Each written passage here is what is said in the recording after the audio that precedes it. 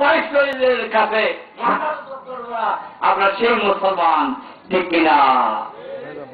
নারায়ণ কবির, নারায়ণ সালাত, নারায়ণ সালাত, সোহাদে কারবালা। আমি কিন্তু জোরে কথা বলতে পারি না। আমি গত সর্বরাতের আগের দিন স্ট্রোক করছিলাম, অনেকে জানেন না। তারপরেও আমার মা বাবার দোয়া, এক কথা আমার মা বাবার রুহানি পড়লে এই পর্যন্ত আছি। মাহফিল চলছেই, ইনশাল্লাহ এমনি কথা বলছেন না, মাহফিল আসলে ইনশাল্লাহ চলেই। জোরে কোন আলহামদুলিল্লাহ। সবাই দোয়া করবেন কাজ করে।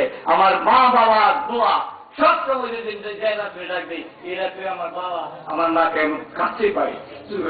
আলহামদুলিল্লাহ। সবাই মা বাবাকে কাছে রাখবেন। মা বাবার মতন এত বড় ফিল আল্লাহর দুনিয়ার কোনো কিছু নাই। জোরে বলুন সুবহানাল্লাহ। মা বাবার কথা আল্লাহর কোরআনে বহু জায়গার মধ্যে আল্লাহ বয়ান করছে।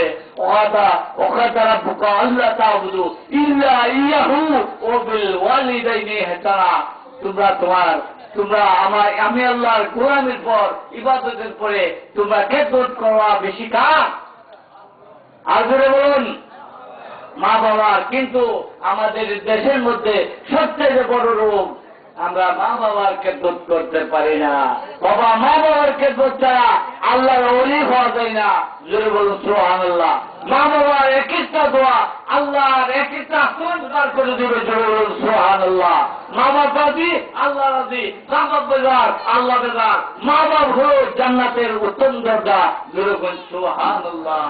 আল্লাহ তাআলা আমাদের সকলকে মা বাবার খেদমত করার, খেদমতে আজমত দিলে মা বাবার খেদমত করার তৌফিক এনায়েত করুন। পীর মুর্শিদের খেদমত করার তৌফিক এনায়েত করুন। এবং সবচেয়ে ইমানি যে ব্যাপার, কারবালার যুদ্ধের পর থেকেই ইসলামের মধ্যে দুইটা সাইড হয়ে গেছে। একটা হলো ইমাম হুসাইনি কাফেলা, আর একটা হলো ইজিদি কাফেলা। ইজিদি কাফেলাকে আমাদেরকে গ্রাস করে ফেলছে, আমাদের খবর নাই।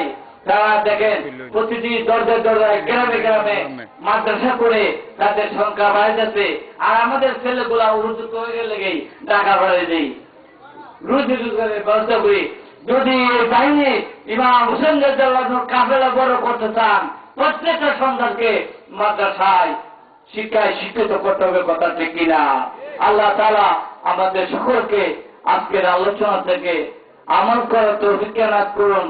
সকলকে ফাঙ্গাতনের রুহানি ফুয়ুদ, রহমত, বরকত, শাফায়াত আমাদেরকে নসিব করুন।